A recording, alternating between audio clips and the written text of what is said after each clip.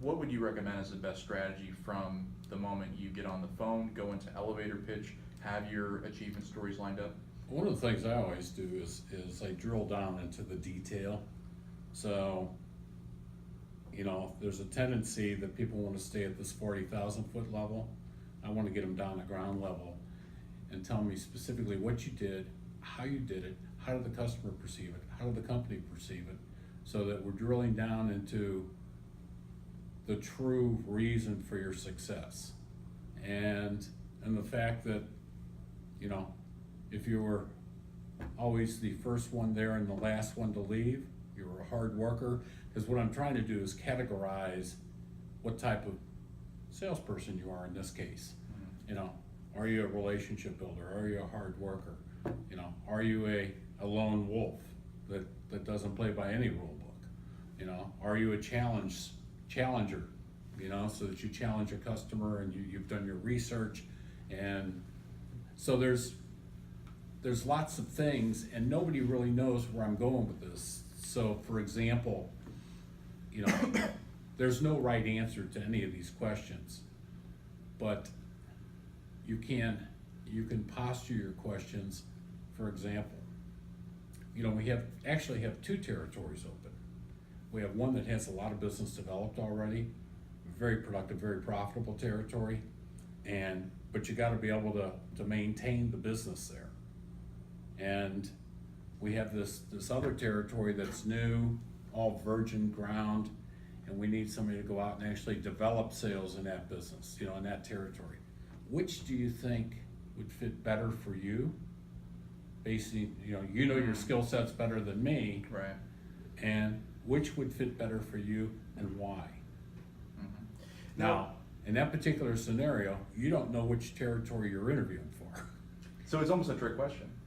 Well, it could be. Yeah. It could be, because I want to find out what you think your strengths are and really understand what you prefer to do. So if I've got a territory that requires a lot of pioneering effort, no existing business, are you going to do better there? And if you think you'll do better there, but the real job I'm interviewing for is a fully mature territory, then it helps me to understand what your strengths are, because everybody you hire, you want to be successful. Unfortunately, that's not the case. Right. And the most expensive decision you can make as a manager is hire the wrong person. Mm-hmm.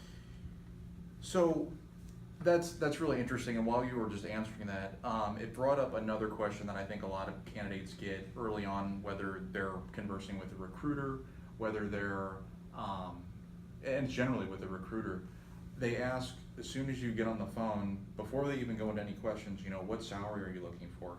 And a lot of the advice in this particular area and around this question has been, do not tell your salary recommendation or your salary range.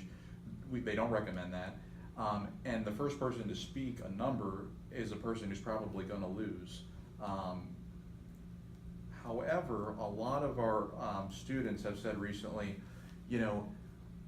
I'm on the phone with a recruiter and they're telling me, I'm not going to be able to go forward with you as a candidate unless you give me at least a salary range. What do you recommend in this sense? Do you recommend going online and doing your research on the salary, or what have you done, and what are your thoughts on that? Well, I would recommend doing your research on the salary requirements for the position, and whether it's a salary range of 40 to 60,000, or whether it's a salary range that you're looking for over $100,000 a year. It's an individual question, but if you truly need $100,000 a year and the job only pays 60, why would you waste everyone's time? Mm-hmm. I agree. And vice versa. Sure. So just along the lines of, we're talking about interview questions, what questions do you like to hear from a candidate at the end of the interview that really solidifies them as a serious candidate for the position?